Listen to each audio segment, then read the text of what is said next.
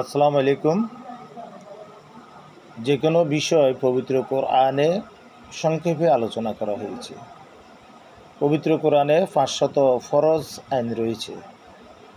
আবার এই 500 ফরজের কোনো বিষয়কে গুরুত্ব দিতে গিয়ে একই আয়াত কোনো ব্যাখ্যা বা রায়াত মতে 92 বা 82 জায়গায় বলা হয়েছে। যেমন আকিমুস সালাত, আকিমুজ জাকাত, এইভাবে। তো এই জন্যে কোরআনকে বুঝতে হলে, অনুধাবন করতে হলে হাদিসের প্রয়োজন, বিশাল ব্যাখ্যার প্রয়োজন। এই জন্যে রয়েছে বুখারী শরীফ, মুসলিম শরীফ, আবু দাউদ শরীফ, তিরমিজি শরীফ, দারিকুতনি শরীফ, ইবনে মাজাহ শরীফ, এইভাবে অসংখ্য হাদিসের কিতাব রয়েছে। এর ভিতরে সহিহ বুখারী 86টা বা 6 খণ্ডে বিভক্ত। তো কোনো আলেমী দ্বীন যদি বলে পবিত্র কোরআনে শরীফে পরিপূর্ণ বিস্তারিত আলোচনা না করে সংক্ষিপ্ত আকারে আইন বিধিবদ্ধ করা হয়েছে, ব্যাখ্যা করা হয়েছে পবিত্র হাদিসের মাধ্যমে, রাসূল পাক সাল্লাল্লাহু আলাইহি সাল্লামের মাধ্যমে, তাহলে তো সে কখনো ভুল বলে নাই। চরমনায়ের পীর সাহেব কেবলা যান এই ধরনের একটি কথা বলেছেন, যেহেতু তারা আগামীতে ইসলামী দলের পক্ষ হয়ে নির্বাচন করবেন, এই জন্যে তাদের সাদা কাপড়ে বিভিন্ন দাগ বা খুঁতের চেষ্টা করছেন কিছু স্বার্থান্বেষী তথাকথিত ইসলাম এবং মুসলমান বিরোধী চক্র। কোথাকার কোন এক সাংবাদিক নাকি তার বিরুদ্ধে এই বিষয়ে একটা মামলা দায়ের করে দিয়েছেন।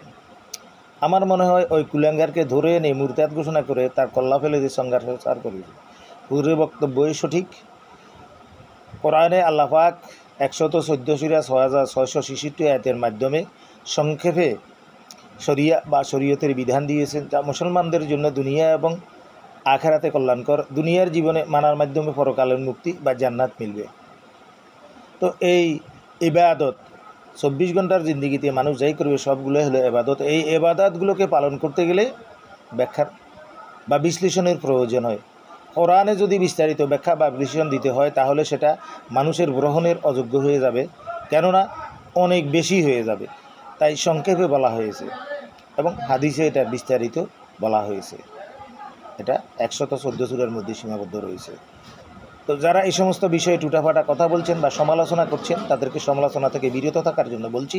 নচেৎ এদেশের ইসলামী তৌহিদি জনতা এই সমস্ত সমালোচনা অহেতুক জ্ঞানজাম লাগানোর বিষয়ে লোকগুলোকে পিঠের ছাল তুলে ফেলবে, গরম পানিতে ফেলে চামড়াতে সিদ্ধ করে খেয়ে ফেলবে।